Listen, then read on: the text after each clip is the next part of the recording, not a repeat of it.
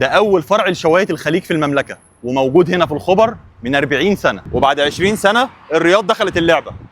وده اول فرع لشوايه الخليج في الرياض. وبما ان ناس كتير بتقول ان شوايه الخليج في المنطقه الشرقيه مختلف عن اي مكان تاني، فخلونا نتاكد من ده بنفسنا ونبدا بفرع الخبر، وتحديدا في السكبه، وده اول فرع فتح ليهم في المملكه. والفرع كان زحمه جدا، وللاسف ما عرفناش ناكل في المطعم، لكن الاوردر جهز في دقائق حرفيا، واخدنا الاكل لاقرب حديقه عشان نجربه معاكم. وطلبنا كان نص حبه ب 18 ريال، وطلبنا جنبها توم وطحين. وللامانه الفراخ كانت دايبه ونظيفه، وده المعتاد من شوايه الخليج، وكمان تتبيلتها جميله. اما بقى الرز الاحمر واللي اكتر حاجه اتشهرت عندهم، فده طعم الصلصه كان واضح فيه قوي عن اي مره جربته فيها قبل كده. شوايه الخليج يا جماعه، وبصراحه كان مميز وعجبني. وبالمناسبه بقى انا بحب التوم بتاعهم جدا مع الرز. يلا بينا بقى على فرع الرياض. واول فرع فتح ليهم في الرياض في حي الروضه من 20 سنه، والفرع هنا كان فاضي وعرفنا ناكل جوه، والاوردر برده ما اخدش دقايق، وبرده هي نفس اسعار الخبر. والفراخ هنا كانت واخده تحميره اكتر شويه من فرع الخبر، ولكن هي نفس التتبيله، والفراخ برده نظيفه. اما بالنسبه للرز الاحمر فالطعم في فرع الخبر للامانه كان اقوى من هنا، وطعم الصلصه كان اوضح فيه، ولكن تزال برضو الفروقات بسيطه جدا. في النهايه حتى لو كان في فروقات فهي لا تزال بسيطه، لكن الجوده عمرنا ما هنختلف عليها.